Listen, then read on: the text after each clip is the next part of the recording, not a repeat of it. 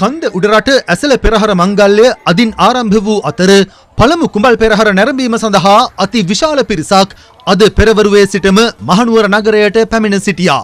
හොඳම ෆෝන් එකක් ගන්න. ළඟම බාන්ස් එකට යන්න. මට වයස 75ක්. මෙතෙක් කාලයක් මම මගේ දැනීම හැටියට මේ වගේ සෙනගක් එකතු වුණේ නැහැ. කුඹල් පෙරහරට.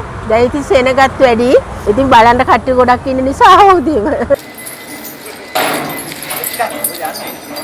පළමු කුඹල් පෙරහර පස්වරු 7:05ට යෙදුණු සුබ නැකතින් වීදි සංචාරය කිරීම ආරම්භ කළා. පළමු කුඹල් පෙරහරේ සදහතුක කරඬුව වැඩම කරවීමේ වාසනාව උදා කරගත්තේ ඉන්දිරාජා හස්තියයි. කෝට්ටේ රාජා සහ බුරුම රාජා යන හස්තීන් දෑලේ ගමන් කළා.